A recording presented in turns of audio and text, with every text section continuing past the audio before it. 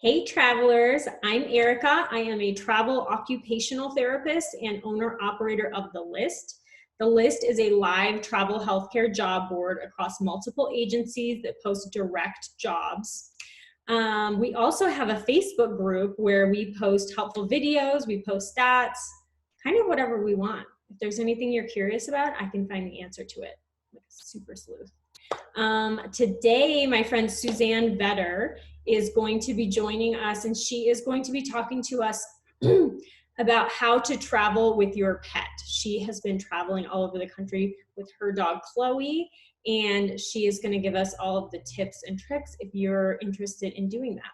So when Suzanne joins, if this is helpful for you, if you have any questions, if it's helpful for you, hit like and hearts and let her know that this is helpful. And if you have any questions, please feel free to ask them in the comments and we will answer them as soon as we can. We've got video, we're getting audio. Yay! Hi, how are you? I'm good. How are you? So good to see you. Yeah, it's good to see you too, Erica. Oh, look at that puppy. Hi, puppy. Hi. It's Chloe, right? It's Chloe. You got it. My little girl. She's pretty happy.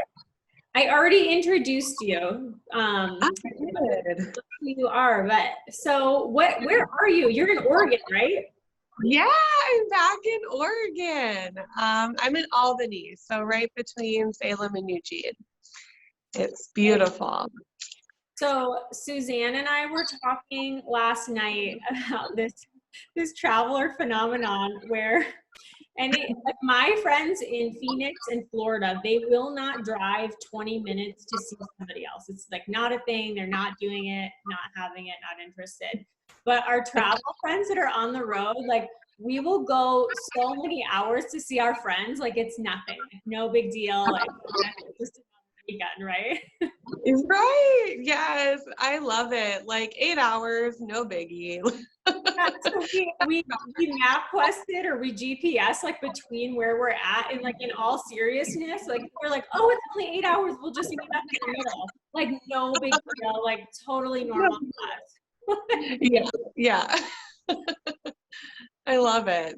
I love that attitude too. Like Dylan came out last weekend, and I think he drove like 5.5 hours so that we could be camping, and it was just like no, it's not. We're neighbors. Like that's what we say. Like, oh, it's my neighbor, because like you're like within possible driving distance in one weekend. We're neighbors. Yeah, with our friends.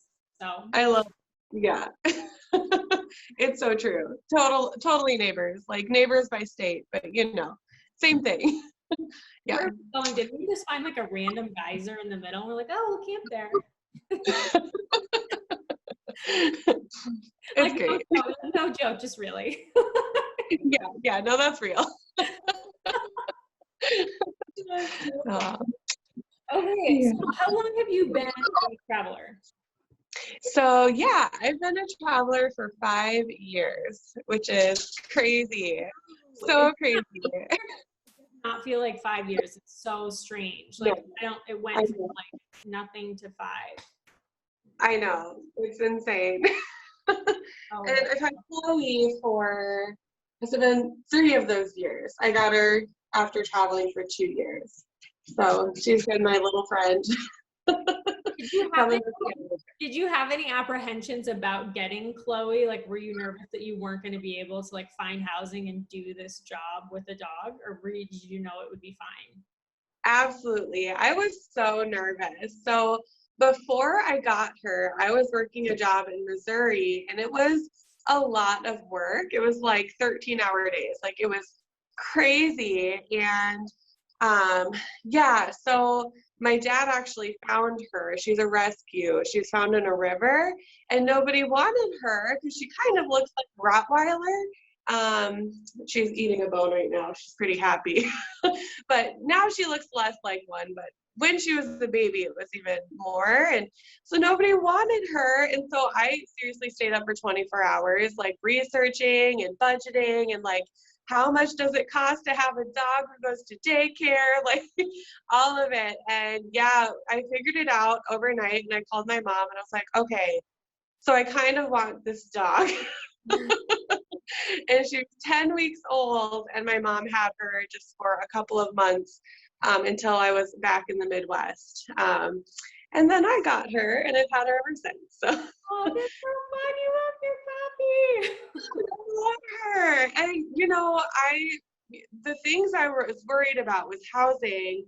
What am I going to do with her? Like those busy days, like, Yeah. if I end up taking a contract that has like hours like that again. And I was a little bit nervous about like, what about the moves? Is she going to have a hard time moving all of the time? And I did live in a camper when I had her, so that helped a lot. But I lost the camper this past year, so now we do housing. So regular house. Camper, you lost, like you misplaced it? Did you leave it somewhere? No, it was lost in the fires in Oregon last year. Oh my God, fires where?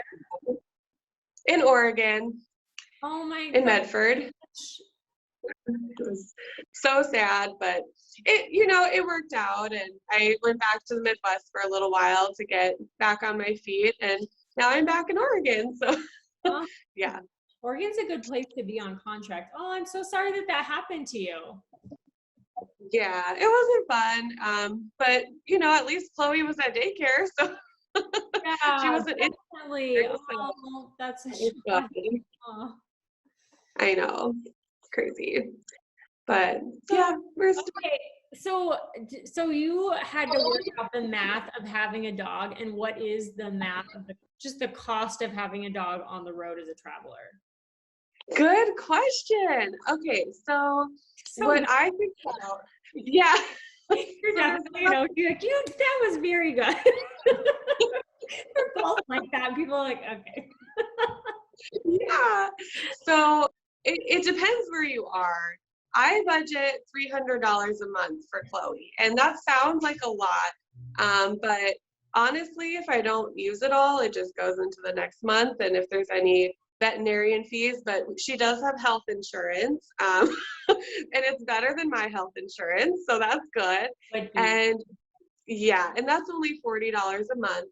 We do pay for daycare, and in Oregon, I found a really cheap place. It's $120 for 5 visits. So we do that like 2 visits a week. So that adds up to about 300, right?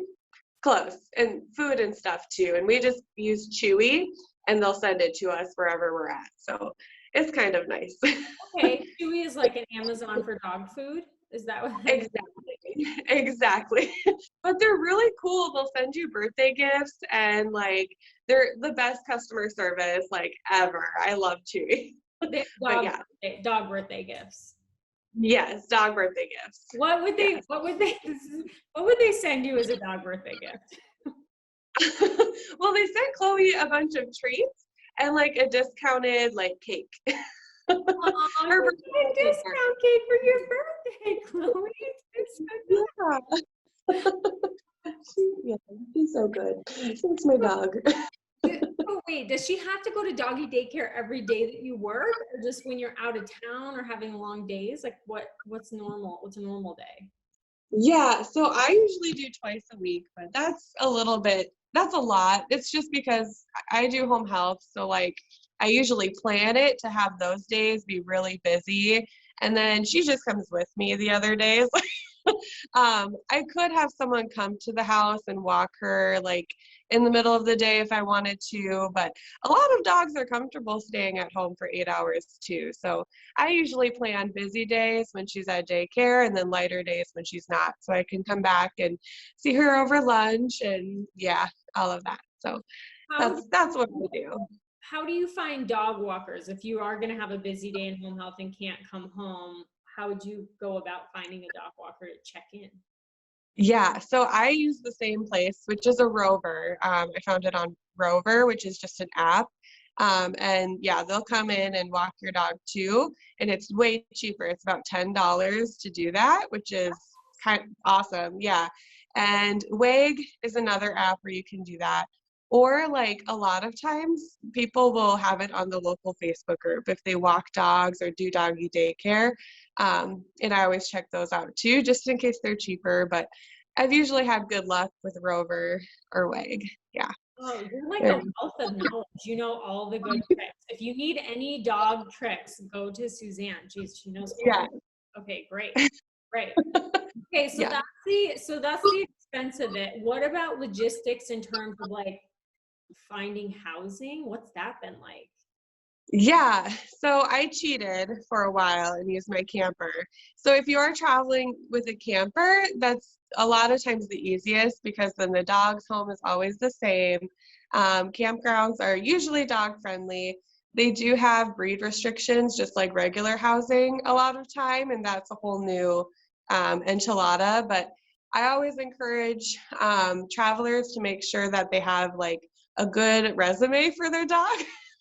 So do training and get like the certified good dog citizen. And then people usually don't look twice at the breed if they know that there's really good training. So that's what I found. It's Okay. good stuff. So what we just learned here is have a dog resume and a Yeah. certified good dog training. It's a physical Yes. certification. Yeah. Amazing. Again, she knows all the things. All the things we didn't know existed, she knows them. Your dog can be certified good citizen and it needs a resume. Got it. Well, now we know. It So makes things easier, especially if you have an aggressive breed. If you just have like one dog that's a lab, like housing still can be a challenge, but I like to like look on Airbnb and use the filters.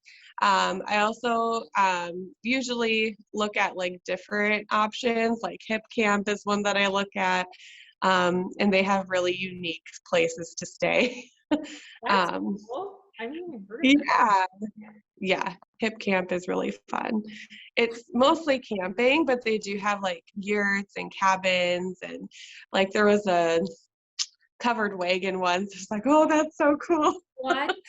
I Yeah. want to live in a yurt and so my entire bucket list for traveling just consisted of all of the different types of dwellings that I wanted to live in. Like I wanted to like live in a tree and like a tent, maybe not a tent, but like live in a studio above a business downtown. I got that one checked off. Like live in a, tiny home, which is all the time we're living in tiny homes. So that wasn't good. All this stuff. That's cool. Have you Yeah. have you had any luck? I use Furnish Finder personally to find all my housing. This isn't a plug for them. Like I just do. I just find it super easy, and the homeowners know what they're getting into. Have you? Are there search features so that you can search for pet friendly, or do you kind of have to manually do it? You can search for pet friendly and furnish finders too. It's a filter on furnish finders. Yeah, I've looked on there too. I've never used one, but I've talked to a lot of people who like rent from there, and it's a really good situation for travelers.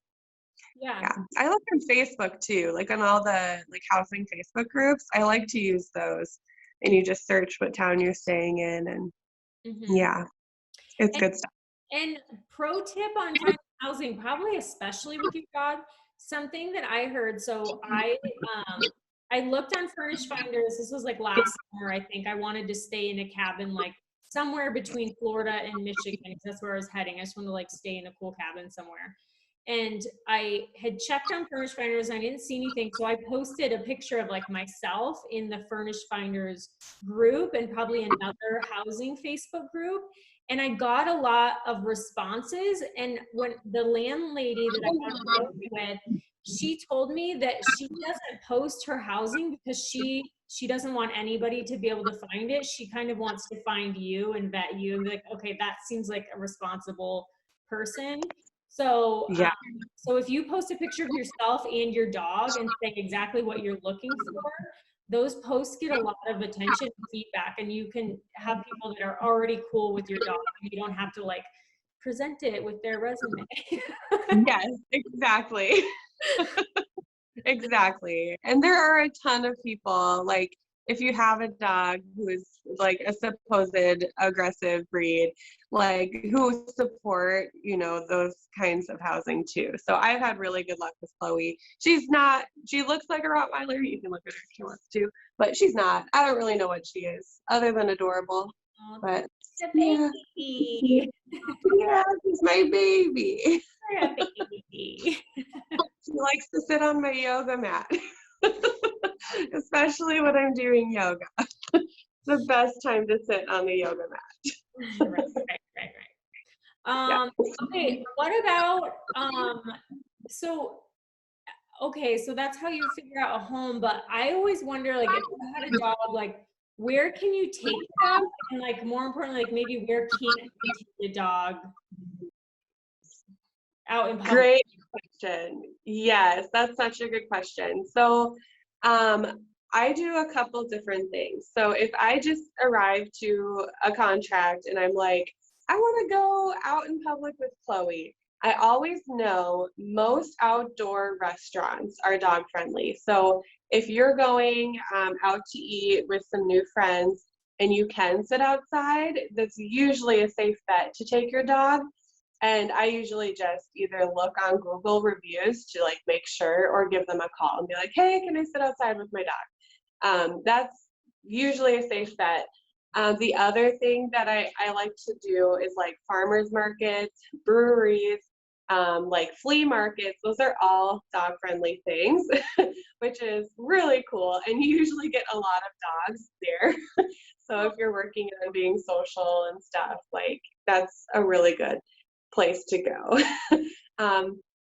Bring Fido is a great app to know whether a place is dog friendly or not. I use it all the time. And if you have a dog, like let's say you moved and they're a little bit anxious and maybe not ready to be like super out in public, I just found this super cool app. It's like Airbnb for dogs, but it's like property. So it's called Sniff Spot. And you just have this big fenced in area. You can either have another dog from the property owner there, and it's like $6 to like let your dog run for an hour. It's so cool. And I found a couple. I haven't tried it yet. I just found it like last week. So I'm like, we better try that and see what it's like. Because yeah, it's good stuff. And I found like we stayed on an orchard before. And they have like this huge fenced in area with their trees. And it's so safe to just like let your dog run because they're not going to run away. Like it's all fenced in. So yeah, I was excited about that find. So anyway, when it comes to finding dog friendly things, usually if you're outside, it's a safe bet. Bring Fido usually has like good ideas. And yeah, Sniff Spot if you just need to go let your dog run and they're a little bit antsy and you want them to be by themselves. It's a good place. And you know, there's dog parks too, of course, in every town, but sometimes people don't like dog parks, or maybe you just want your dog to not be too overwhelmed. So you can bring them somewhere quieter if you want to. Mm-hmm. Yeah. You have so many good resources. And I assume you have a list of these on your blog. I know your blog has all the stuff. Do you have a list of just like, these are the links to get to all these places? Yeah, so I feel like I could add that in like the needs, like for more information, I should be like for travelers and like put all of this good stuff in. But I do have like an entire blog post about housing that has a ton of resources, a blog post about apps that I use when I'm traveling to kind of get to know the area.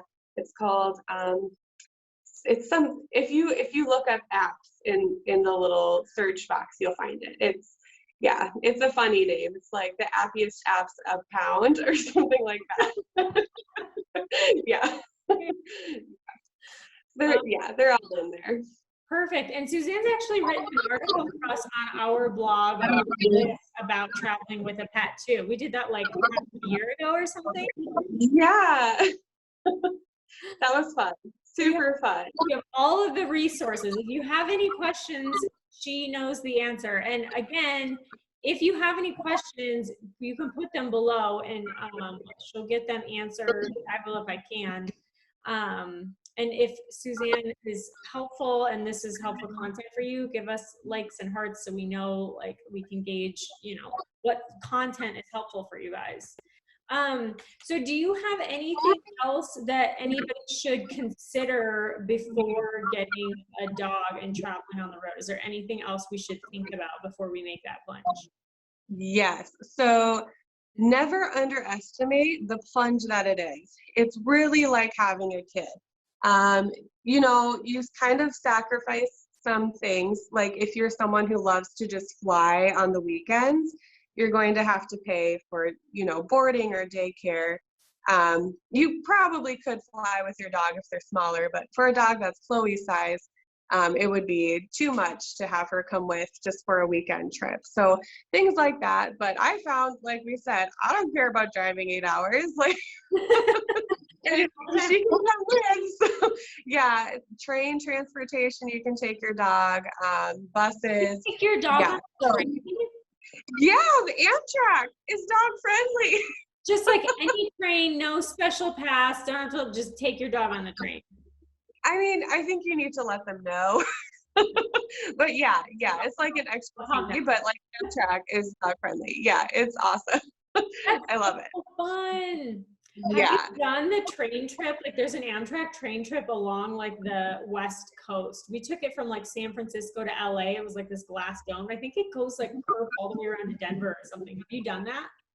I actually did it without Chloe. I did that as like my very first traveling adventure when I was 18 years old. That was the first time I saw the ocean. It was crazy. But yeah, I've done it. It was from Sacramento all the way down to Oceanside in California. So it was a long train trip, but it was cool. Yeah. Yeah, my friend Faith and I did that, and we had so much fun. We only had a weekend to do it, and I don't know how we did all the things we did in a weekend, but we took, so really cool thing, out of San Francisco, there's this thing called the sleeper bus. I think it's just called Sleep Bus.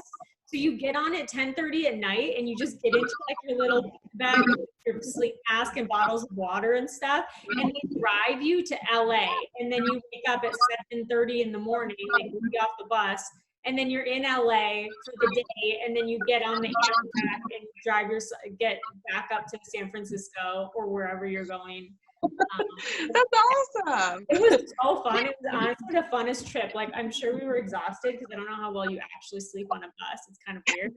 But it was so fun. It's such a weird adventure. Yeah. Oh, okay. And one more thing to go back to, like, if you're deciding if you should get a dog, just keep in mind it is like having a kid, and always prioritize training.